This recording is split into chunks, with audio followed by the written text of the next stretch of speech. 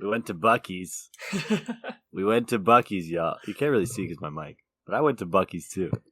Buc-ees is a great place. We're gonna have a full review of Buc-ees at some point during this podcast. But for today, our sponsor is Billy Chan, and Billy Chan wants me to say this: Daiga ho gong he fa choi, sun lin fai lok, which means hello everyone, good fortune to you, happy Chinese New Year. Wow, so if you're celebrating Chinese New Year, happy Chinese New Year. If I just culturally appropriated you by accident, I'm sorry. I tried my best. We're trying not to get canceled. And you know what? Billy Chan sent us to me, and I do what Billy Chan tells me. But this episode is not about Billy Chan, surprisingly. This episode is about our teammate, our dog, the Calgary, Alberta native, the most famous person out of Calgary, Alberta, other than, I can't say what I want to say, but it's definitely Tate McRae. Jackson Ford, what's up, bro? Hi, guys. How's it going? We're chilling, man. We're chilling. You had a good weekend. And yes. We want to dive into what made you have that good weekend, besides Ciaran, gatekeeping his goal for you, which was pretty clutch. Congratulations, first off. I know, the whole day was kind of hectic. I had a chance to talk to you before top 8. You were stressing. I'd be stressing too. I've been there. Kieran's been there. It's tough, right? But afterwards, I didn't have a chance to say congratulations because we left to go to Buc-ees, which I'm sure you can understand. First off, maybe kind of take us through the basis of your run. How'd you settle on deck choice? How to feel? Just the general. Actually, Aneil, I think before he does that, I think he should introduce himself to everybody because we know Jackson. He can do that, but I think the viewers need to get to know Jackson. So, Jackson, introduce yourself first, then we'll dive into your run. All right, sure. Yeah. So I'm Jackson. As Aneil said, I'm originally from Calgary, Alberta. Grew up, and I moved to Toronto for university, and now I am one of the natives. This is my first Masters top 8, and historically I've been very successful in the seniors and juniors divisions, and it feels good to finally get a big result in the Masters division. Yeah, big ups, man. I think it was a long time coming. So actually last week on our podcast, we named you as a person, likely to get their first top 8 soon. So I'm glad it came to fruition so soon. But yeah, so thanks for coming on, man. Why don't you walk us through maybe before the tournament, how you got to Giratina, why you picked it, and then we'll dive deeper into your run in specific. Yeah, absolutely. So I settled on Giratina after kind of just coming to a realization that I'm not very good with decks that don't have Comfy in it, and I don't know if that's the general consensus, because I know people find Lost Zone decks a bit tougher, but I've had really, really poor results when I haven't been playing Lost Zone. But I played Kyogre to Toronto and got top 32 with barely any preparation. So I said, let's just prep with the best Lost Zone deck in the format, and I did some talking with Lucas Zing, with Isaiah Bradner, and then just played some locals, did some prep on live with some friends, and just brought it to Knoxville because it felt like the best pick for the tournament. Nice. Okay, so yeah, it makes a lot of sense to me, honestly. Playing stuff you're comfortable with, something I think we always preach, so glad that you also follow that mentality. So yeah, why don't we go through your run a bit? So maybe start with day 1. I know you had a pretty good day 1, so yeah, go through the matchups, what went well, what didn't go well, and then after that we'll go to day 2. Yeah, absolutely. Let me pull up my my PokeStats so I have all of my matchups here. So yes, my first round was against the Goldango, and let me preface this by saying that at about 7 a.m. I cut the Manaphy from my deck, and I ended up playing against 2 Chien-Paos and a Goldango in the first 4 rounds. So I really was not feeling the Manaphy cut. So the first round against Goldango was pretty chill. They were playing Klefki in their list, and they just didn't actually try to set up their board, so I kind of just ran through them. The second round, I played against a Charizard. I actually made a huge mistake by bench locking myself without a Cramorant, and I got myself decked out. Pulled one back, but ended up tying because that game ended up taking 35 minutes, which was kind of embarrassing. Then round 3, I got paired up against Grant Shen, and I knew that he was on Chien-Pao because Lucas and him were playing the same 60, and without Manaphy in my deck, I was feeling very scared, to say the least. But going into that round, one of the people I was staying with, Jake Pilf, kind of told me about the route against Chien-Pao, where you can go double Moonlight Shuriken to kill the Frigibacks and put 90 on the backs, and then do it once more to take out both. And then it kind of just puts them in a really awkward spot. And if you can like stick a counter catcher or something, then it kind of just sets them up for a checkmate spot. So I was able to do that one of the rounds, and then the other one of the other games Grant bricked.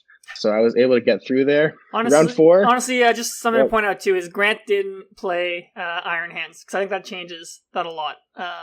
Oh yeah, super true. Actually, yeah. You can go ahead and comment on that if you'd like. No, I was just gonna say, like, because if you have Iron Hands, like, you can still do the play Jackson's describing, but it's a little bit trickier because the Iron Hands is gonna stay in play, and if they're a smart Chien-Pao, they're gonna leave an energy on their bib roll, so you can't countercatcher it up and Sable Eye. But yeah, I think Grant also didn't play Manaphy. So also shout out to Grant for being demoted from CEO of the Chien-Pao. That's crazy. Yeah, it's too early in the pod to talk about that, bro. Jared Grimes has self-appointed himself as CEO, but then he got toasted right back. He got toasted right back, but he got destroyed. Bro, like no one's safe, dog. Like let's just keep our opinions to ourselves. No one's safe. Right, my apologies. Carry Continue. on, Jay. Go to the next Chien-Pao. Yeah, no worries. So the next round, after having that really tight win against Grant, I got paired against Reagan, and I'm just like, oh, this is gonna be a long day. So he ends up playing Chien-Pao as well. It was a very similar list, but not quite the same. It had a 2-minute, but it didn't have hands. So I went for the same route, but Reagan kind of just had everything, had the Pokestops to bump the path every time, which is very important. And I kind of just got blown out in very quick fashion. So the next 3 rounds, just summarize, I played against 3 Roaring Moons straight. And I felt a little bit uneasy about it going into the tournament. I hadn't really tested it much, but I figured out very quickly that if you get Spiritomb down really early, the deck just falls apart. With only 2 Sadas, they really just struggle to set up any attackers, and then you can kind of just stick them late game with a Rock's Path. And that's kind of how all 3 of the games, or all 3 of the rounds rather, went. I got a bit fortunate. There were some catcher tails in there, and that always helps, but those were pretty chill. My round 8 opponent, this was a game for sure. So this was a Tina Mirror. The first game I won. The second game went to time, and in time, it was pretty clear that he was going to win. But he showed me game in turn 2, and then he asked me if I wanted to flip for the game, and I wasn't really feeling that, so I called over a judge, and unfortunately, the guy that was sitting right next to him couldn't back me up on it, so there was no penalty for it, and it ended up in a tie. But I wasn't very happy about that. I got a little bit tilted, and then I was on my winning end. I played against another Lost Tina. Very tight series. Game 3 went down to the wire. Ended up winning because they forgot to attach an energy before playing an Iono on a very crucial turn. It was a very tight game. It actually ended up being a gentleman's as well. So thank you to Ciaran for upholding that, because without that, neither of us make day 2. Nice. So going into day 2, played against 2 more Moons, and again, it was pretty chill. I got donked by one of the Moons, and then game 3, I had to Abyss Seek, and they killed my only Tina in play, but we still somehow managed to pull it out with a Sable Eye and a Roxanne Path. It was a very, very, very lucky game for me to pull that out. So that was nice. Played against a Sablezard. They drew unbelievably horrible. They played 2 Pokegears, failed both of the Pokegears, 3 Comfies in play every turn, could not find a chorus the whole game.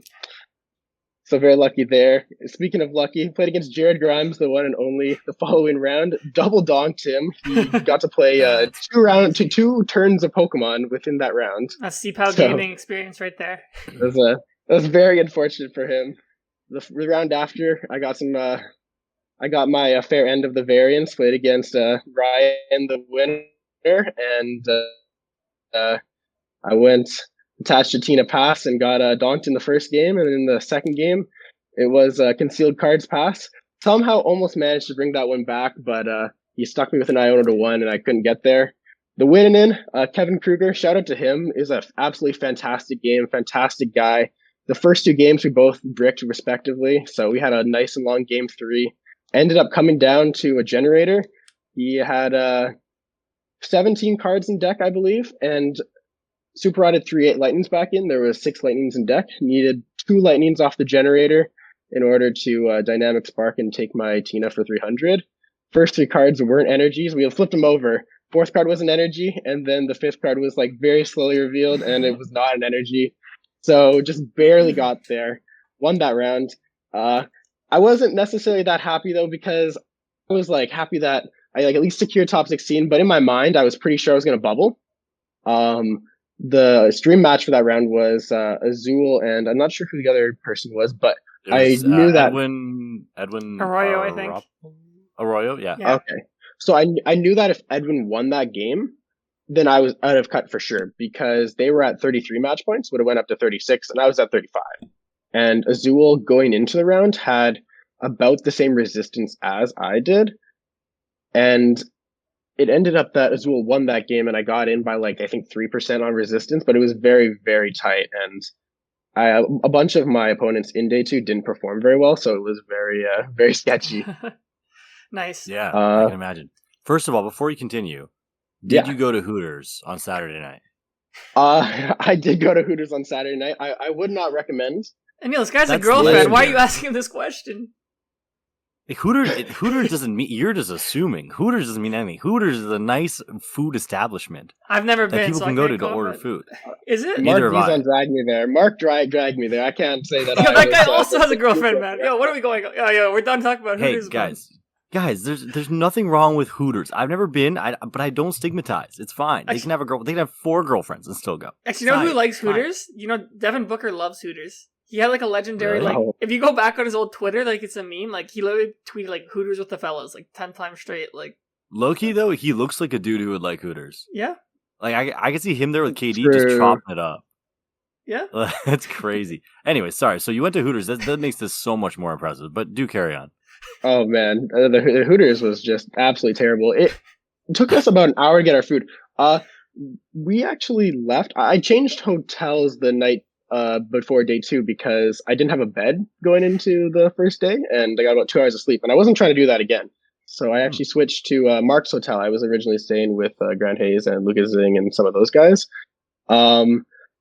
We left and got my stuff from the other hotel. It took us about like 20 minutes, and we'd already been waiting for our food for about 20 minutes. When we got back, the food had like just got there. So nice. Would not recommend, although they did give us about 8 Pepsi refills at once and then just didn't charge us for any of it. So I heard about that. Yeah, I heard there was like 9 Pepsis on the table. Nice. Yeah, no, she just brought out like 5 refills at some point, and that was like after we had all ate our food. So there were about 5 Pepsis there that just did not get drank. We take those. Yeah. So Jackson, what was it like? Oh, I mean, we saw you were stressing, but like, what was it like when you finally found out like you're making top 8? So, I mean, this is just something that I've had not very many opportunities for because I don't go to many tournaments, and I had just been in a win-in situation in Toronto that I lost, and I knew in that one, if I had won, I was like pretty much guaranteed to bubble in because my opponent's win percentage on that day was like 68% or something. So going into this one, I was just praying because I knew that if I didn't get in, it would just like destroy my entire run, and I didn't have probably another opportunity at it for the rest of the season. I'm only going to, 1 or 2 more regionals here, and you don't get those kinds of opportunities very often. Yeah, no, I agree with you. Whenever I go deep in a tournament, like, or I make cut and I get knocked out, it sucks so much because, like, I know how hard it is to get that far. Like, you need to have so many things go right. You have to play so well that weekend. So, no, I 100% agree with you. So, yeah, we're happy you made it in. I think we were all there. Like, everyone who's Canadian there, we're all hyped for you. And then your top 8 opponent was a rematch. It was Ryan Antonucci. So, what were you feeling going into that match? And then maybe, like, kind of describe, like, what went down. Yeah, absolutely. So whenever you play against Guardian Top Cut, it's always pretty advantageous to play out all 3 games and never scoop. So I knew going into that match, I'm just gonna play out every match to its full conclusion because if I'm in a sudden death position against Gardevoir, I'm gonna be favored. So the first game, I had a pretty fine start, but Ryan played really well. Got like open Zacian, but got like 4 Ralts on the bench, and then was like Storm Slashing me from turn 2. And I had a bit of trouble kind of keeping up. There was like one turn where I maybe could have stayed in it, and I had a Super Rod and a Mirage Gate in my hand, and I accidentally played the Mirage Gate before the Super Rod. I like looked down at the card after I played. I was like, oh, that's not a Super Rod. So I failed the Mirage Gate. I played the Super Rod, and then I passed with a Tina Vstar in the active. Nice. Not exactly my finest play. So that one was kind of washed from there. Game 2, I looked at my opening hand. I had a Sableye, a few energies, a few switch effects, and that was it. I drew for turn. I attached a water energy to my Sableye, and I passed. It was not a great feeling at all, but it came back to me. I drew a Pokegear. I played the Pokegear, and like I think on like the 6th card, I found a Colress. So I got back in there kind of. I had to like Abyss Seek one turn, and he Miraged up for 3 Curlias. Had like a 1-card hand, and I told him, I said, if you find a supporter here, it's probably Wraps.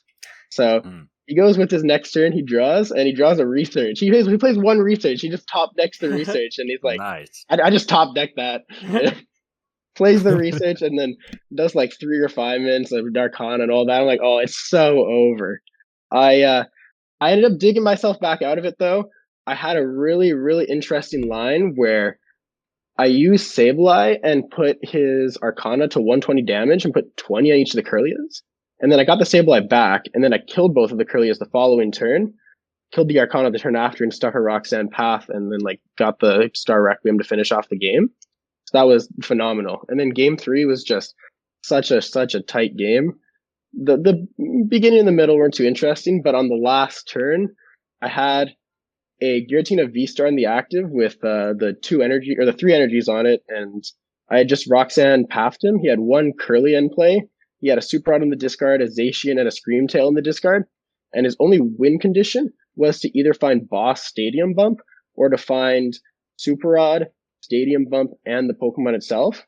So off the Roxanne, he did his refinement, Ultra Balled for an Arcana, used the Arcana, I believe drew Super Rod Worker, played the Super Rod, got the Zacian and the Screamtail back in the deck, and then used the Worker, and then on the second card found the Screamtail to close out the game when it was 1-1. So it was a very, very tight game.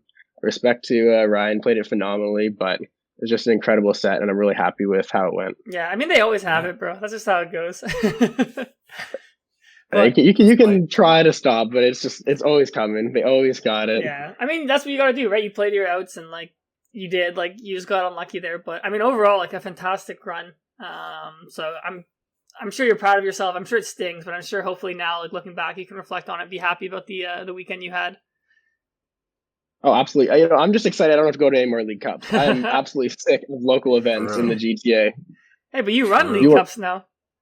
I do run League Cups, but you'll never see me playing in them. I have about 6 League Cup spots I need to give away. So if you're in the GTA and you want a League Cup spot, please message me because I do not want to go to any of these tournaments. Sure, well, I'm sure Are you done your invite now? Like done?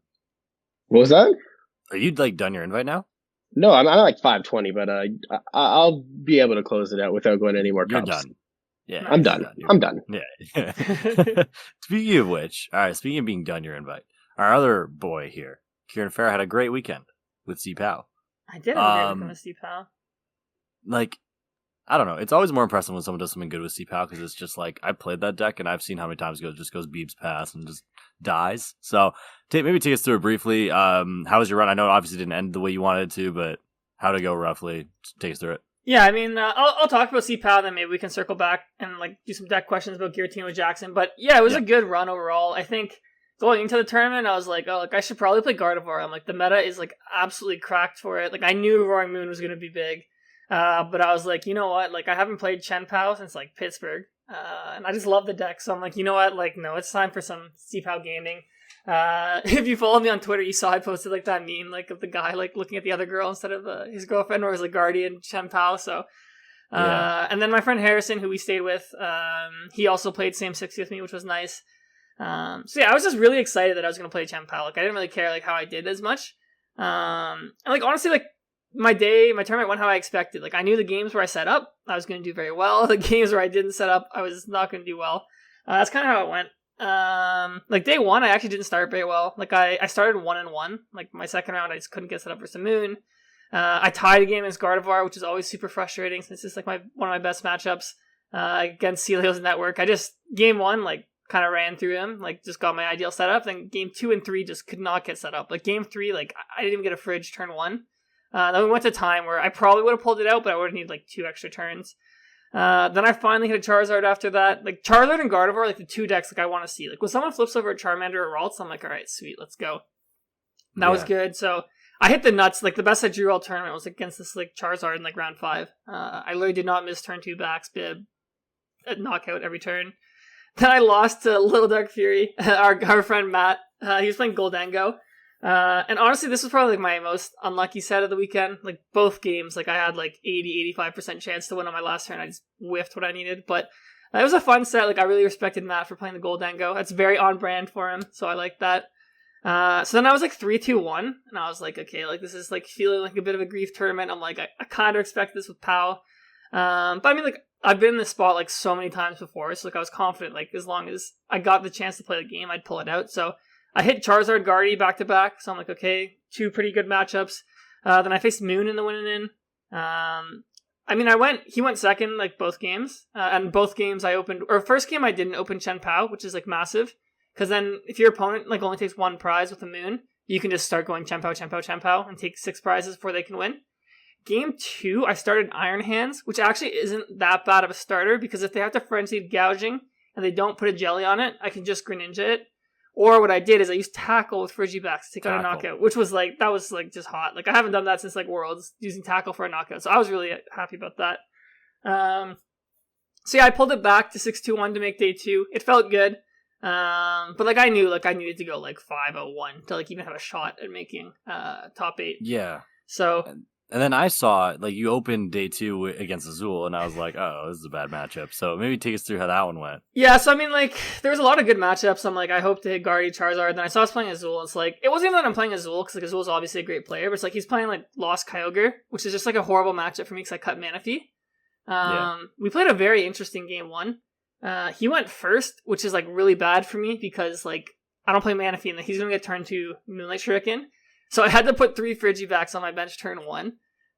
Also like random side story. Like turn 1, I'm just like looking at my hand, and like out of the corner of my eye, I just see like Azul like suggestively shaking his hand, and I was like, yo, what is going on? Is this guy like BMing me? And I look up, this guy just like whips out some hand warmers and just like warming his hands during my turn. And I'm like, is this like top player like intimidation tactics? So. No, but then I'm just like playing my turn. This guy's just shaking his hand for like a minute straight. Dude, this is so much funnier because we're trying to find like a PG way to say what he was doing. Like, yeah, that is the funniest thing ever. I was like, what is going on, bro? And then he's like asking me like how many cards are in my hand, all this, like while he's doing this. And I was like, this must be like how he's so good at the Pokemon. Like, something's going on there. Yeah. But no, so who brings a hand warmer to an event? I mean, he does, bro. It's actually very common. Yeah. Is it really? Hey, when I was in seniors, there were tons of people doing it.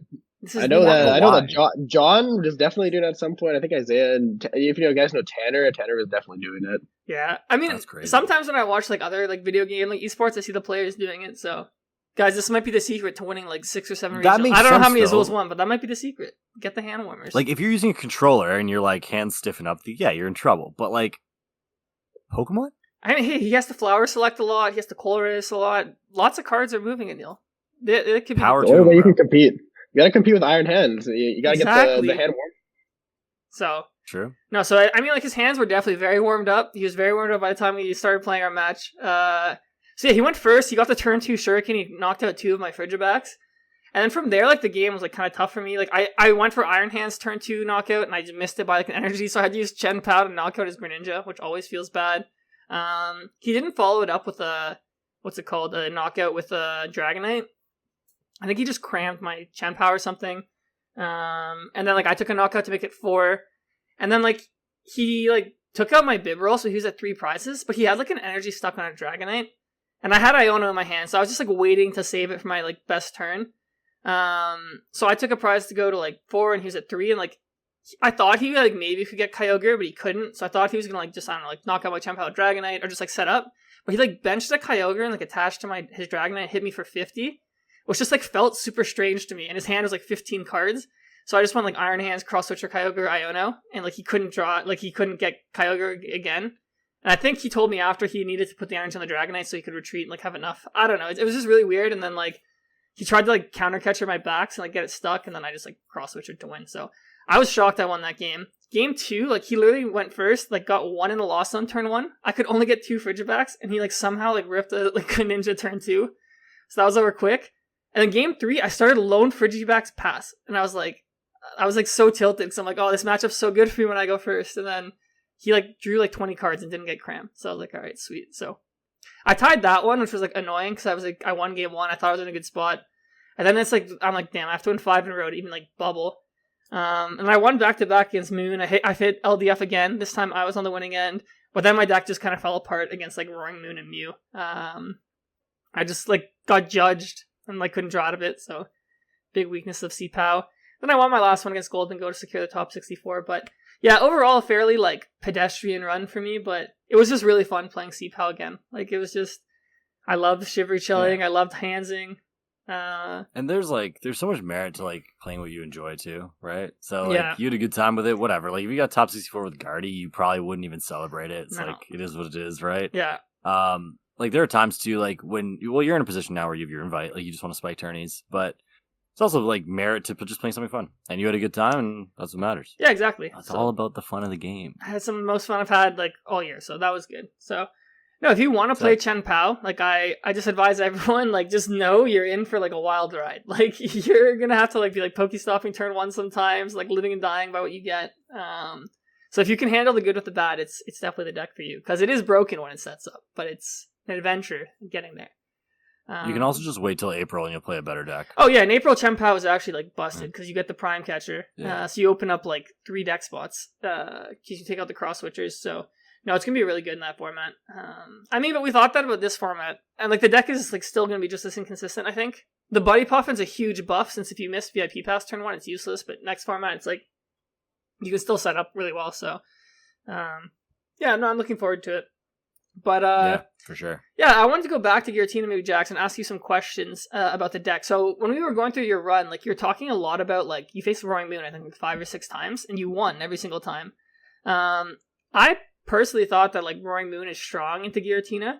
So can I maybe get your thoughts on that matchup, like what you do in that matchup, and like if you agree that it's maybe not favored for Roaring Moon? Yeah, absolutely. So the week before I went to a cup and I did not have a tomb in my deck and I got like smoked by Moon in like 30 minutes in the finals. So I kind of just thought about it more and I realized that like if there was tomb in play like both of those games, I would not have gotten killed turn 1. So I just said, I'll play the tomb. And I kept telling people I'm playing the tomb for Moon and not for Mew. And that is an absolutely huge factor. Because of the way that the decks are currently structured, they're playing like 1 to 2 Sada, which is like very, very important because the 4 Sada version, I think even with the tomb, you're still in a very tough spot. But with the 2 Sada, they just essentially have 4 dead energy switches. Like they can occasionally move an energy just like a Mew. But other than that, like it gets no value. There's a bunch of dead cards. So that's huge. In terms of the matchup, you still want to go second. Tomb's very important, but going second is still super preferred. You just need to set up. You need to get like 5 Pokemon in play for that matchup. Ideally, you want to use like 3 flower selectings and force them to take a 1 prize knockout, because if they just take your Tina V with Calamity Storm, it's very tough to come back. But if you can force a 1 prize knockout and then go into a V-Star and swing, then they go on to 3 prizes, which means after you Roxanne, they still need to take 2 knockouts. So it also comes down a lot to whether they can find their booster capsules, because if they don't have booster capsule, then your first Lost Impact will take the knockout. Whereas if they get the capsule and you impact for 280, it feels like really bad, especially if they're on odd prizes, because swinging with a Cram or a Sableye when they're on odd prizes doesn't really do you anything. And then a lot of it actually just comes down to the Roxanne path. I think as Moon, a lot of people are going for more Pekko and weren't going for Mew.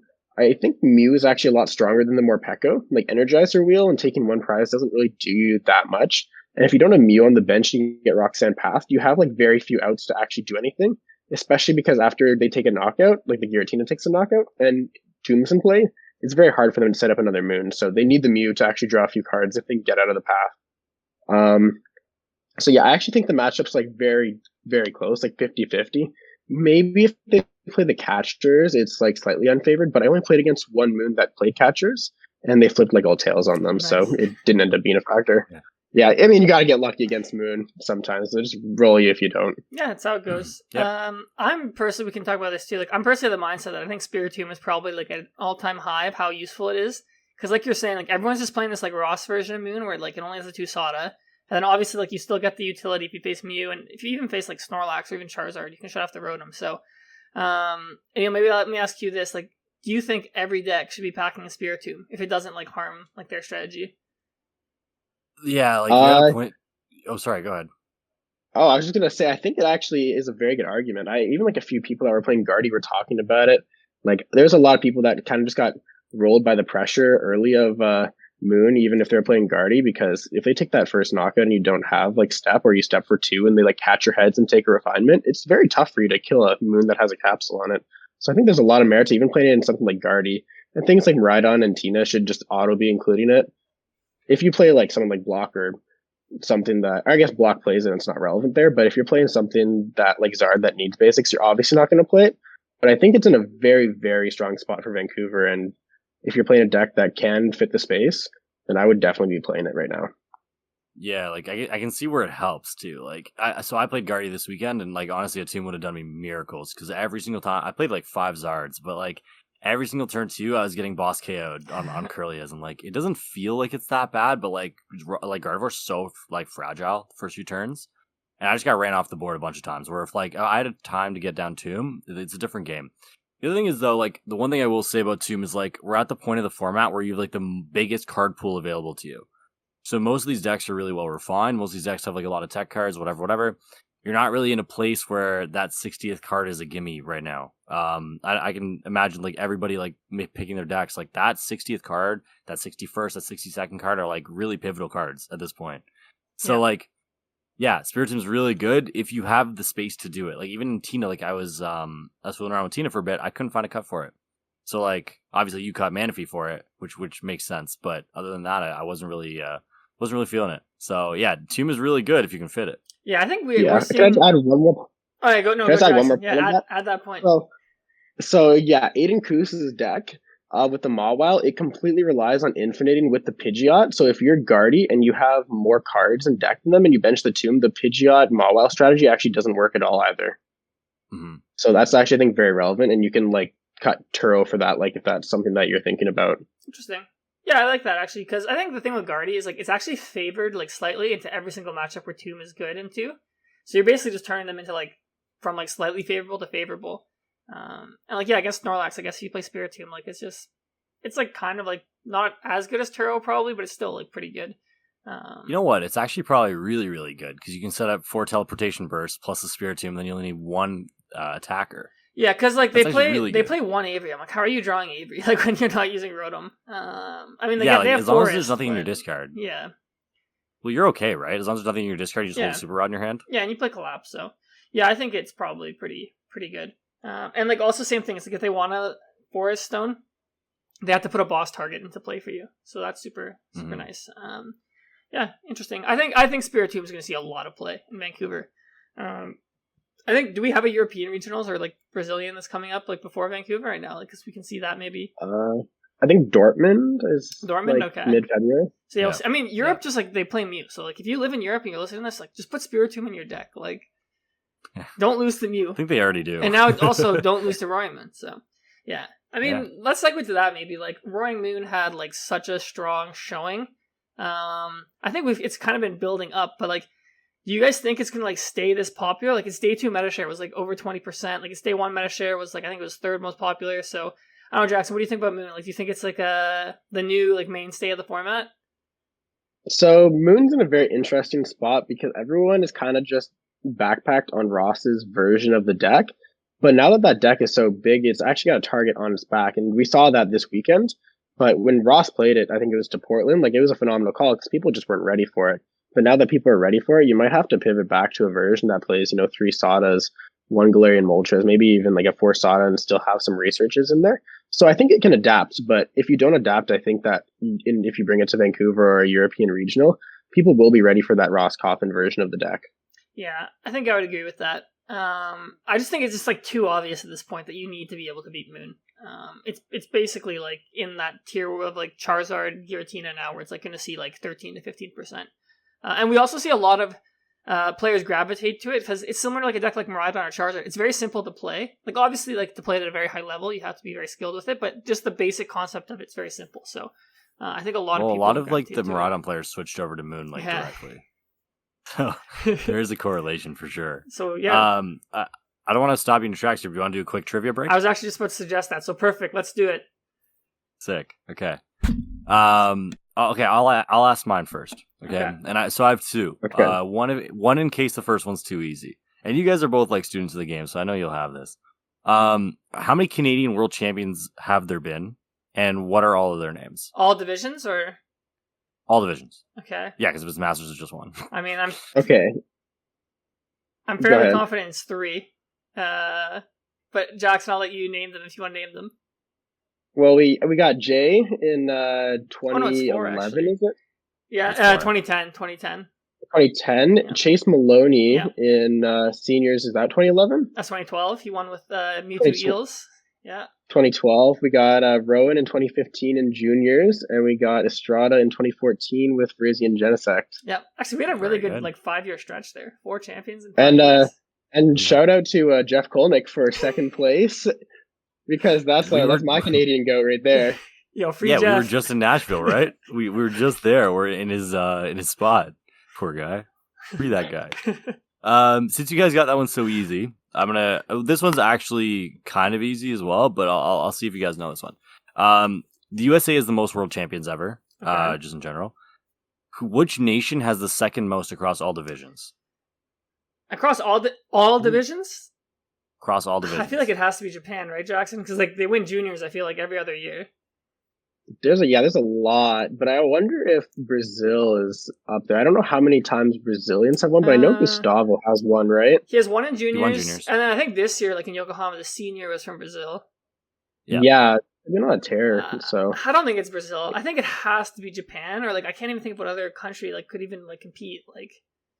How many times has Japan won Masters though? It's mostly just 2004, 2010, 2016. I think that's it actually. Right? Or am I missing a year? Yeah, and I'm thinking about seniors. I don't remember. I don't think there's been any senior champs from Japan. Yeah, I think the thing with 2017. Oh, go ahead. I was gonna say the thing with seniors in Japan is their age division is 13 and under, or it's 13 plus. So I think a lot of in Masters, people who qualify aren't really seniors aged, and then juniors, I guess some of them are very young. So I think they actually are not very well represented in seniors.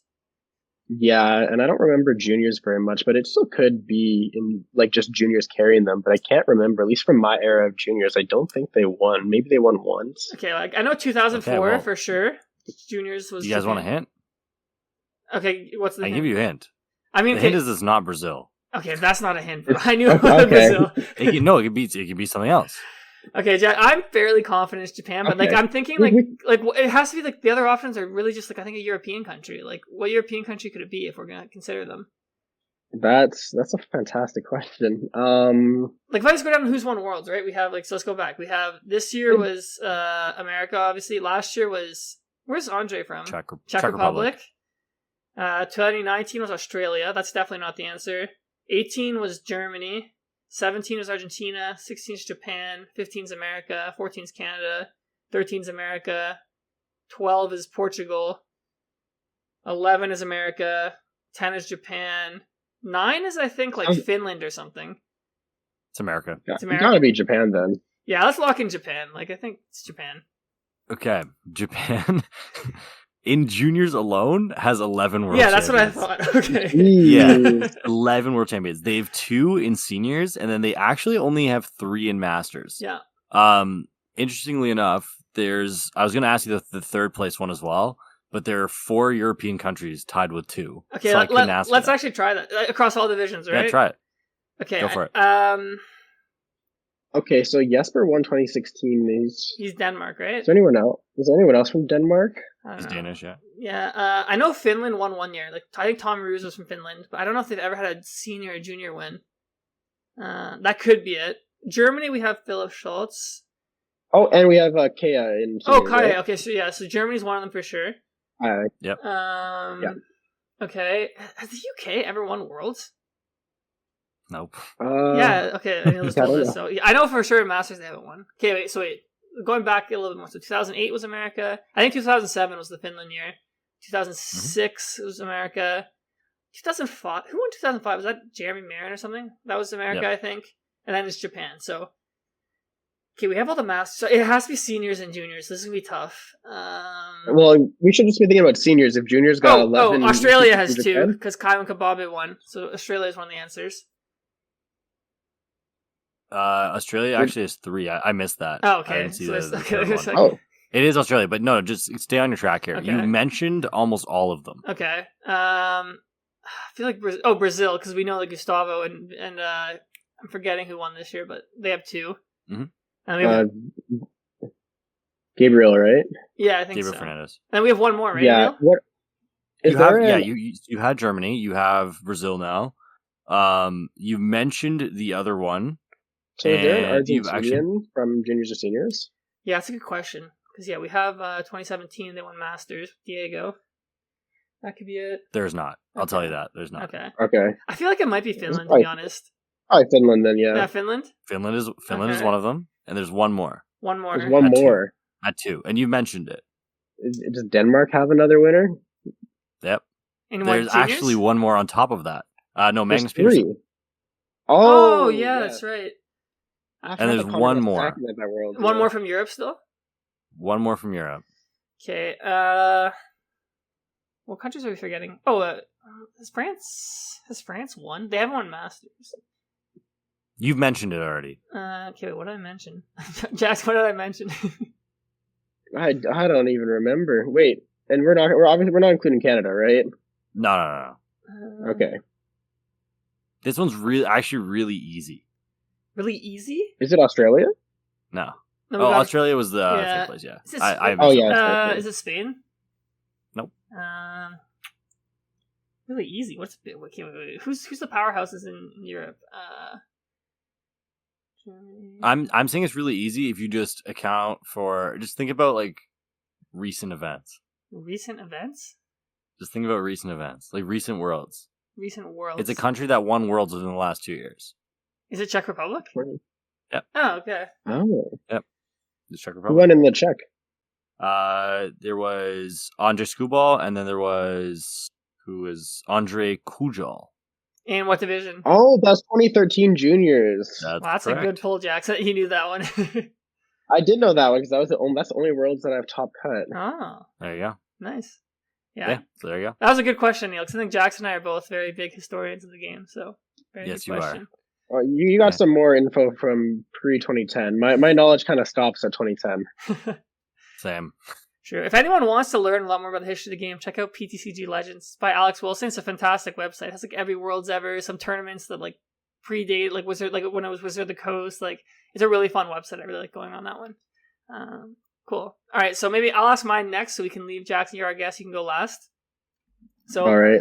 My question's pretty tricky, but it might be gettable for you guys. So, if it's too hard, I'll give you guys a multiple choice. So, it's no secret that Canadians, we've kind of been dominating regionals, I feel like, the past few years. So, since the COVID era, can you tell me how many regionals have had more than one Canadian in top cut? And do you want me to multiple choice, or you guys want to try and logic it out on your own? That sounds really difficult, but we can try. Okay. Yeah, well, let's think about it. Well, we got to think about top cuts that Canadians have been in, like, one. I know there's, like, the most recent one where Raymond and I were both in it. Oh, and it's all major tournaments. So, like, regionals, worlds, ICs. ICs count as well? Yeah. Okay. So that's also NAIC this past year because Christian and... That's what I was going to say. Yeah. Cyrus. And Rowan at that one, too. And Rowan. Oh, 3. Jeez. And then Peoria this year, Raymond won. Was there another Canadian in top 8? Rowan, because they played in top 4. Yeah, so that's another one. Okay, that's another one. 3.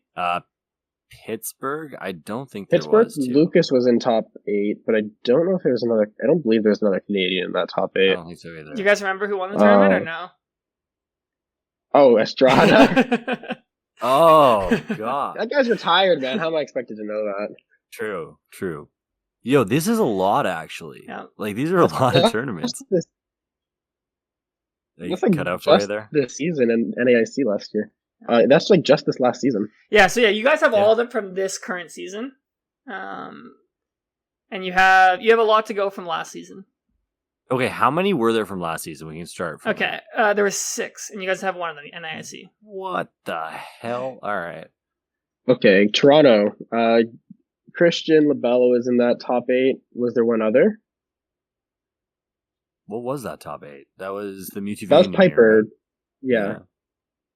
Are we counting Piper? Because Piper was US as of that time. No, we're not counting Piper. Okay. I'm going to say no. I don't think there was another one in Toronto. Oh, there's Kieran Farah. I'm an idiot. Yeah, of course there's 2. Oh, yeah, that guy. Yeah, of course there's 2. Where else? What about USC, LAFC that? Because Ciaran was in top 8 of that tournament as well. Was there another Canadian? I think it was just him. It was just me. Yeah. Okay. It was just him. Because we only had like 5 Canadians at the whole tournament, I think. It was something really there wasn't small. that many. Yeah. So, what about Hartford? I believe Raymond top 8 Hartford. Shashi also top 8 at Hartford. Okay, so that's another. And Rowan won Hartford, so. And Rowan won Hartford. Yeah, whatever, pish posh. What else we got? You have Milwaukee. You have 3 more to go from this year. I Fort don't Wayne? know Milwaukee at all. Fort Wayne had no. No? It had Fort Wayne was like just- Lugia sexual time. I assume we had someone in there. It was just Raymond. Oh, okay. Okay. What about Vancouver? Any Canadians make it at Vancouver? It feels like there's a lot of Canadians there. Vancouver. I don't think so.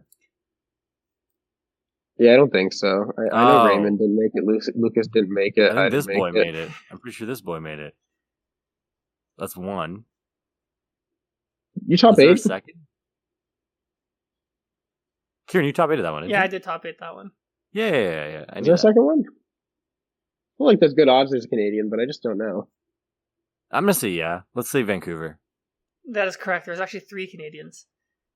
Who are the other 2? Dan and Zach. Oh, yeah. I forgot about that. That's Dan's favorite moment of all time. Playing against Ian Robb on stream. Favorite moment of all time. Ask him about it. He won't cry, I promise.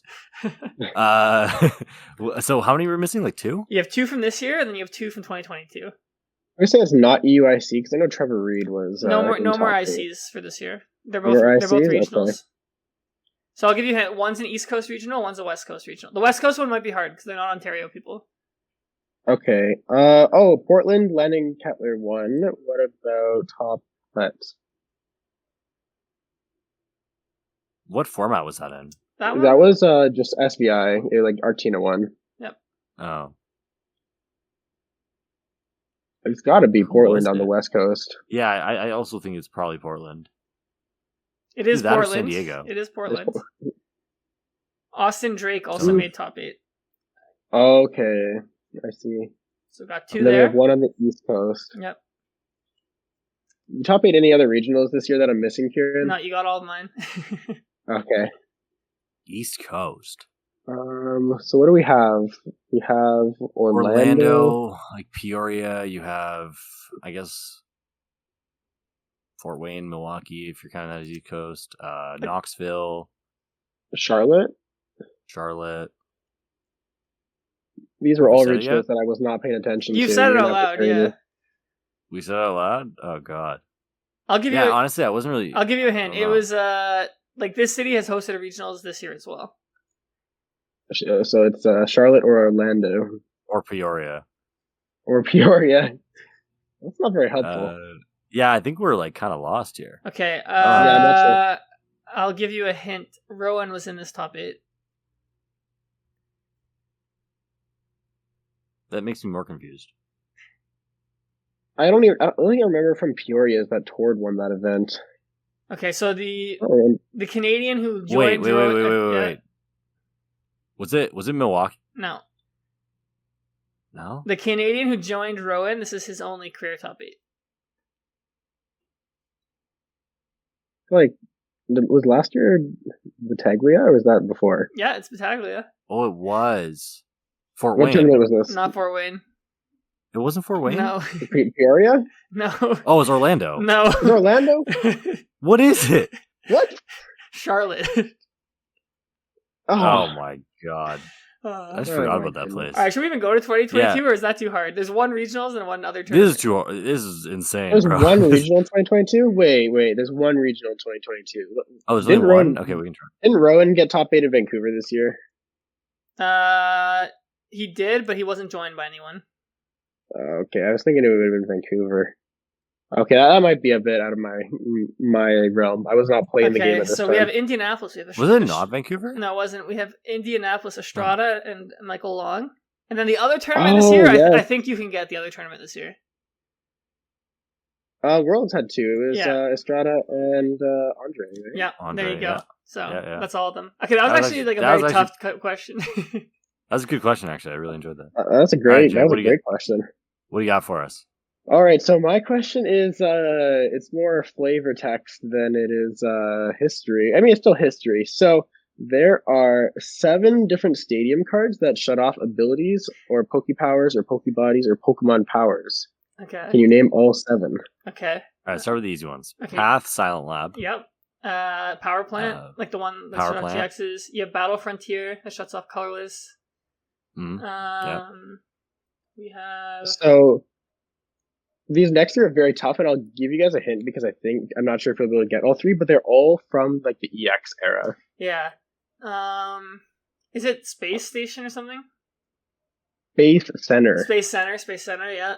Was Giant Stump one of them? No, it's like collapsed. No, that's like collapsed to 3. Yeah. That was collapsed. Okay, wait. There's Can you give us a hint of like what decks it was played in? I play RSPK. I actually don't know if these other 2 were played in any decks. I know they're included in cubes pretty regularly, but I don't know if they are in any competitively viable decks. I don't know if I would know them. 'Cause I play a lot of RSPKs. I feel like I should know this. Yeah, but if they're not in decks, then you wouldn't know them. That's true. Are they video game locations, Jackson? Like, are they in the games? One is a video game location. Is one of them kind of like an Elite Four location almost? No, it is. It's a location that you'd see at the beginning of a game. Beginning of a game. Okay, wait. Well, EX era is like Emerald and all that. So you got like so that narrows it down to that. It's okay. I'll give you another hint. So the one from a game is Kanto region, and the other is it's a card that shuts off on abilities. Wait, what type of abilities?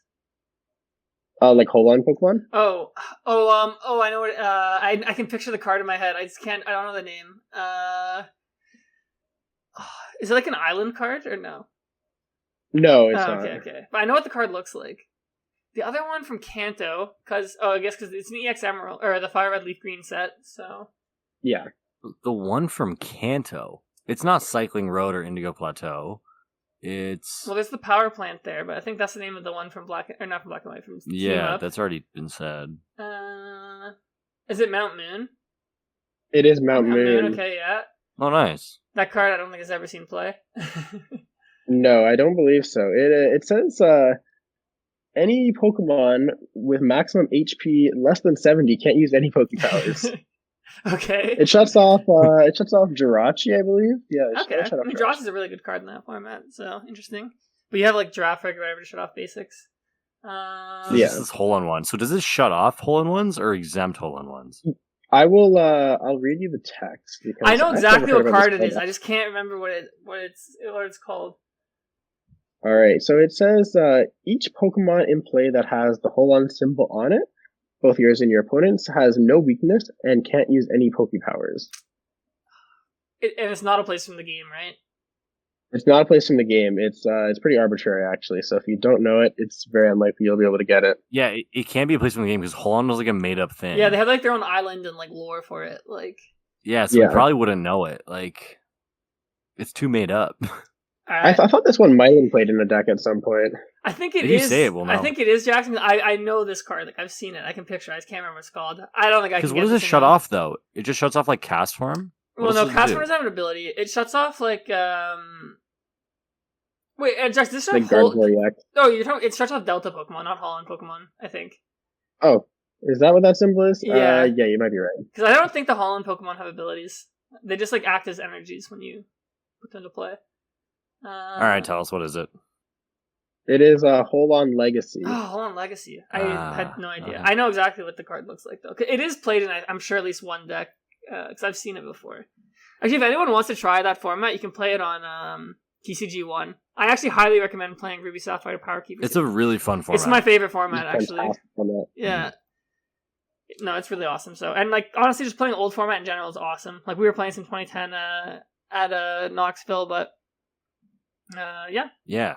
So before we hop off, we're getting up there, but before we hop off, we need a thorough, and I'm talking like thorough, review of Buc-ees. Jay, did you have a chance to go to Buc-ees? I did not have a chance to go to Buc-ees. Just the Hooters, sorry. Yeah, just Hooters. That's where he draws the line. All right, I'm going to start with my initial thoughts of Buc-ees, okay? When I first walked in there was like 14 employees saying, hello, welcome to Buc-ees. Yep. And I didn't really know how I felt about that. But then once I learned that, like, it's like learning that, like, football is a culture. Once you learn that, like, Buc-ees was a culture, it totally changed my outlook on the whole Buc-ees experience. For those who don't know, Buc-ees is like a Petro-Canada with like a Walmart as the shop that also sells like baked stuff, coffee, and really kind of mid barbecue. But it's pretty good. Ciaran, would you like to add on your Buc-ees experience? Like, what was your thoughts out of 10? I mean, like, you pull up, and I'm not exaggerating, there's like 100 gas pumps. And then, like, also, I don't know if this is a Buc-ees thing or an American thing, but you just, like, park your car at the pump. Like, you definitely do not do that in Canada. Yeah, that doesn't sound right. That didn't sound right, but that's what you do. Then you walk inside, and like Aneil says, they greet you, so I'm like, all right, like, I'm at, like, a cult type of place, which I'm about. Like, that's what I like when I go to, like, America. Like, we don't have this in Canada, so that was great. And I just see, like, a mascot roaming around, like, with this, like girl who's this, like, mascot handler, and, like, that was fantastic. Like, Aneil and I took a photo with the Buc-ees. Vinny, like, memed us on Twitter with it. So we got memed bad. Bad. It was a good honestly, meme, though. Chien-Pao memes seem to be the wave. Like, if you want to get Twitter clout, you just tweet about Chien-Pao and, like, it'll go crazy. Yeah. And then it's like, you just, like, walk in, and it's like, okay, it's like the like, right side of it's like a gas station, convenience store, like, snacks, drinks, whatever. Then they have, like, a sign where it's like, world famous bathrooms. Like, I didn't even know you could have world famous bathrooms, but they have world famous bathrooms because they're very clean. It's got to be pretty good. Like, if it's a world famous bathroom, I kind of regret, like, not. I know, I regret not out. going either. I should just, like, checked it out. God, I didn't even take it for a spin. I was just so, like, distracted by, like, all the greatness. I know. And then it's like, you walk in the middle, and it's like a full-on, like, food place. They have, like, burritos. They have, like, Tex-Mex. They have, like, a bakery. They have, like, the Roadhouse, like, the barbecue. Which I will say is my one minus for Buc-ees. Like, the food wasn't that good that we tried. Yeah. So I wish I didn't try it. And then you go to the other side, and it's just straight up like you're saying. Like, it's Walmart. Like, they sell everything. Like, they were selling, like, hunting gear. They were selling, like, Pokemon cards. They were selling, like, cowboy hats. They were selling, like, jewelry. Like, you could buy your engagement ring at Buc-ees, honestly. So, bro, I was like, if they had, like, Buc-ees drip, I was getting iced out at Buc-ees. Yeah, I'm telling you right now. Bro, if they have a beaver chain, like, maybe I need to go buy that. Like, yeah, like, that would go so hard. Yeah. Yeah, like, basically, sorry, go ahead. I was just gonna say, like, Buc-ee does not look like a beaver. Like, he looks like a chipmunk or something. Like, no, dude, he's like a gopher. Yeah, that's what I'm saying. He's not a beaver. Yeah. So that's another detraction, I don't know. But, yeah. Well, I looked it up. That was the first thing I looked up when we got there, and apparently he is very much a beaver. But, like, for us Canadian folk, we're just not used to it. That is our honest opinion about Buc-ees. Like, we are, like, blown away. Are we gonna go back there? I don't know. Maybe not, but I hope so. Yeah, like, I wouldn't, like, go out of my way to go to Buc-ees again, but, like, if I ever go back to, like, the Midwest or, like, the South, I guess, like, if I see, like, a sign that says Buc-ees this exit, like, I'm taking the exit. So, no, we loved it so much. We bought the Buc-ees shirts. Like, I have this Buc-ees shot glass that says it's a beaver. So he's I bought one too. I bought a cup. It's somewhere in my room. So yeah, like, if you're not American, like, definitely go to Buc-ees. Like, it's a very American thing. So no, lots of fun at Buc-ees. Buc-ees, baby. Yeah. Other than that, we've been rambling on for about an hour now. Jay, man, appreciate you coming on. Congrats. Like, you're making me look bad now because you have a top 8 too now. So now I got to get a top 8. I'm like the banana, like, anchor right now. Ace and I apparently. So we're working on it, but, like, big congrats, bro. That's huge. It's good for you to get above 500 without having to go to more regionals. So that's really nice too. And you don't have to go to League Cups in the GTA. I am so envious of you right now, man. So congrats and thanks for coming on too, eh? That was a fast turnaround. Thank you guys. Thank you for having me. I appreciate it. I'm recovering from being sick, and I have a feeling I'm gonna stay sick after that tournament. So we'll see. That happens at every Pokemon tournament now. I mean, the one good thing about we had to wear masks at the tournament is, like, you weren't getting sick after a regional weekend. I was getting yelled at instead for letting mine go below my nose. Aneil, you were there was this not one lady, dude. Etiquette? I was trying, but I was playing. There's one lady who was, like, actually my op. Like, every time I was playing, this thing would, like, just drop, like, even, like, a centimeter below my nose. She'd come over, she'd snap at me. She's like, bro, pull that thing back up. I'm like, dog, I'm trying to play professor's research. You're yelling at me? Like, I gotta think, big guy.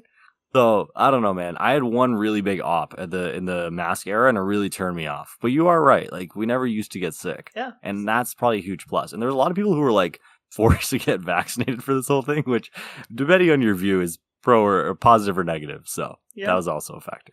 Yeah. So honestly, that wasn't that long ago. Like last season, we were wearing masks, but it feels like a lifetime ago. Honestly. Oh yeah. And they're so like uncomfortable too. The cloth ones they made you wear.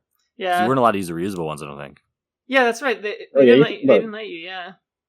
That'd be disposable. Last season, you think about that too. Like we didn't even have locals. We only had regionals. Like, less than a year ago. Yeah. That's crazy, bro. That's wild. But yeah, bro, if you want to give any shout outs to like anyone around you, shout outs to anyone who helped you made the deck, whatever it is, this is your chance. Go blow it. Yeah, absolutely. I mean, thank you to everyone from Canada for supporting me. I just have the best community here in the GTA and just in Canada. Everyone supporting me has been so fantastic. Yeah, special thanks to Lucas and Isaiah. They both probably put in the most help for me. Because, I mean, it was mostly me trying to learn how to play the deck and them telling me how to play the deck. So I owe a lot to them for my success this weekend. So thanks to those guys. And yeah, again, all the guys in the GTA just supporting me. It means the world to me. Yeah. And shout out Banana Games. Oh, and shout out to Banana Games. And shout out to Banana Games. Yo, it's kind of crazy that we don't have to do that this week. That's crazy. We actually have a guest who runs the League Cups at Banana Games. Well, we're off the hook. You shout them out.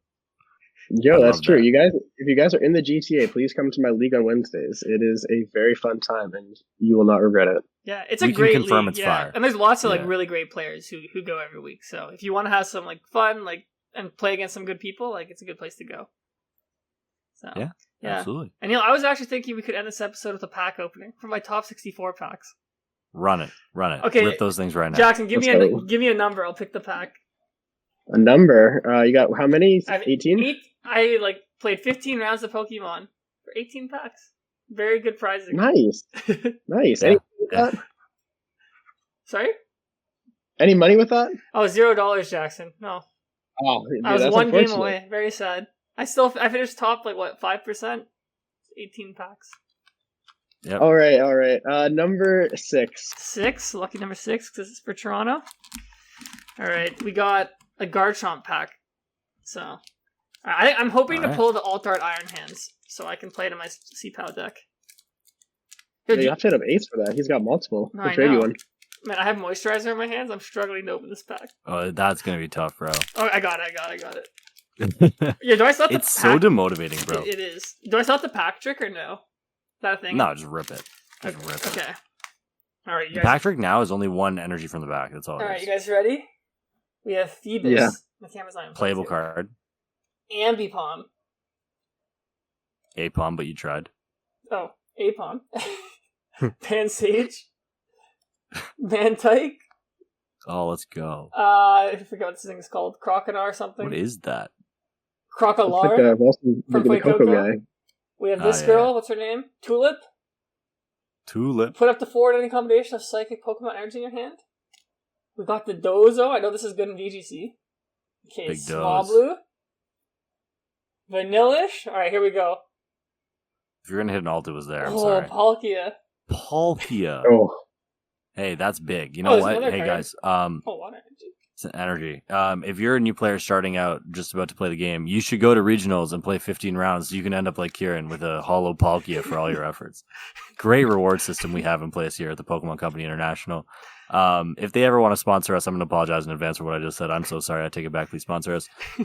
But hey, it's a tough world we live in right now, bro. It's a real tough life. At least Jackson has 3 Gs to go home to tonight, or in 8 months when it hits his account. But hey, it's there. Yeah, at some point. You gotta figure out how to file American taxes too. I don't really. Yeah, oh, bro, you gotta hire an we've been trying accountant. for months. Bro, I have an account. I have an accountant to do my Pokemon stuff. Yeah. Oh, you have to put me in touch then, because I have no idea what I'm doing. Yeah, I got this French guy. He'll do it for you. Yeah, we'll do it. We'll get it done. All right, guys. I opened another pack. Bro. I just got Wo-Chien. Nice. You want to open one more? I was just going to cut us off. If you want to open one more, one more for the vlog. Aneil, give me a number. Just open one more. 5. 1, 2, 3, 4. All right, you gave me Iron Valiant. Yep. For a fun fact, Aneil and I both had pack opening channels when we were like kids that we both deleted, which we shouldn't have done, Aneil, because it seems like that gets way more views than competitive Pokemon TCG content. They were awful. They were awful. Yeah. Okay, I have While this. you're opening the pack, I'll tell the story. We had these things up, and I used to think that I could like weigh packs with my hands, so I'd like hold them up, and I was like, "Yo, this pack's hefty, bro." And then one time it actually was, and had a level X, and I went crazy, and the whole YouTube section just berated me for like 3 weeks. It was fantastic. Nice. What do you got going on there? Evil Tall? I got Crobat. I didn't know this is uncommon. It's like take extra 2 prize. Or no, it's not. Choose items or supporters, then they can't play them. That's actually kind of interesting. Okay, we have Evil Tall, Pumpkaboo. The next one will be an EX if I get it, right? Yeah. Yeah. Is that Crom? Dude, your packs suck, man. I know. Oh, It's like, dude, you didn't even get a half a box. I know. That's I got a wild. bunch of hollows. Well, we'll update y'all in the description if he pulls something good, which he probably won't, but in case he does, we'll let you know. Jackson, man, thanks for coming on. Like I said, it was a pleasure. Hope you had fun on here. You had a decent time on the Shift Gear podcast. Please tell your friends that they should also want to be on the Shift Gear podcast, because not enough people do. Minior. And Chien-Pao. Oh, Hey, that's a good counter.